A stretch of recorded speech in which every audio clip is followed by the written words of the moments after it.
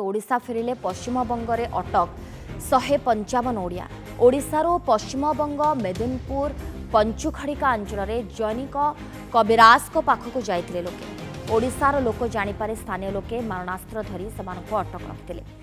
ए बाबद अटक थिबा लोके समानक परिवार लोकंकु खबर देबा परे तत्परता प्रकाश करिथिला प्रशासन। 2टी बस 3टी बोलेरो गोटे कार रे नीलगिरी मित्रपुर कल्याणी एवं मयूरभंज बिशोई अंचलर लोके चिकित्सा पाई जाइथिले। ओडिशा सरकार पश्चिमबंग सरकार को जणाइबा परे समानक पश्चिमबंग पुलिस द्वारा उद्धार करा जाइथिला। राति प्राय गोटाए समय ओडिशा सीमा लक्ष्मणनाथ टोलगेट निकट रे आनी पहुंचाइबा परे जलेश्वर पुलिस समानक उद्धार करथिला। उद्धार लोकंकु पानी खाद्य देबा सहित जलेश्वर पुलिस सुरक्षा मध्यरे घरे आनी समानंकु छाड़ी। जलेश्वर रिपोर्टर शंभुनाथ दास फोन लाइन जोड़ी होती। शंभुनाथ, शेष में ओडिशा फेरी पश्चिमबंग में जो मैंने अटक हो रही थे 55 ओडिया, कौन ए बाबद अधिक सूचना आपण पाखे? देखो सोनाली, निश्चित भाव में जो रही जो गतकाली सोशल मीडिया माध्यम खबर देते घर परिवार को एवं लोक खबर देते जो पश्चिमबंग मेदिनीपुर पंचखड़िका अंचल को जाते ये जो नीलगिरी मित्रपुर कल्याण एवं मयूरभंज अंचल जो विषय अंचल ये समस्ते जाते जड़े कबिराज जो रही जो चेरमूली द्वारा लोक आंठू गंठी की भल करती ए सब जाइए ए सब लोक मैंने समस्ते जाइए जो पंचखड़िका अंचल थे से पहुंचबार जो ग्रामवासी मैंने खबर पाई से कौन कर मारणास्त्र धरी एम गाड़ी को अटकेवा सहित एम ओडिशा को आसवाई देवे ना मैंने पचार कहीं आसवाई देवे ना से मुहर जो कही जो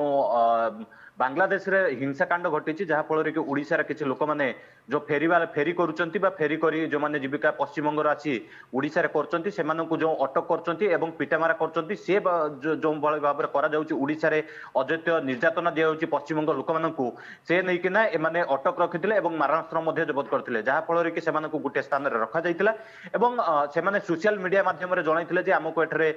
छाड़ू ना अटक रखिंट परिवार लोक खबर देते जहाँफल कि ओडिशार प्रशासन एवं पश्चिमबंग प्रशासन सहित आलोचना करी गतकाली जो रही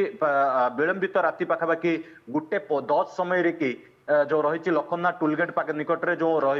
गोटे बस एवं 2टी बोलेरो माध्यम पाखापाखि 155 जन को उद्धार करके नहीं आसते आनी ओडिशा प्रशासन को हस्तांतर करते घटना जलेश्वर पुलिस उपस्थित थिले जो फसी रही मुहर कहवा कथा जो भाव में मारणास्त्र देखते बहुत डरी जाइए कहीं जो भाव में हिंसाकांड से घटाइवाई चेष्टा करते ओडिशा लोकों उपरको आक्रमण करने चेष्टा करते ये निश्चित भाव में अति दुखनीय कथा मुहर बखाणी कहीं ये जो भाव में घटनाटी घटला जो भाव में बांग्लादेश हिंसा को लेकिन ओडिशा एवं पश्चिमबंग मध्य गोटे हिंसा आरंभ होगा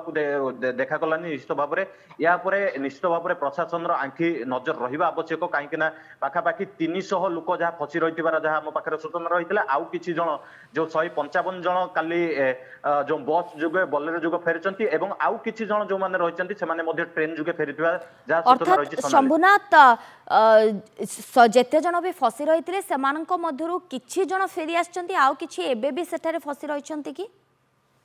सोनाली जो पाखापाखि 300 जन आम पाखे जहाँ सूचना रही है पाखापाखि 300 जन से फसी रही जहाँ सूचना रही है किंतु 155 जन को जो पश्चिमबंग पुलिस रही से रेस्क्यू कर जो गोटे जगार रखा जाता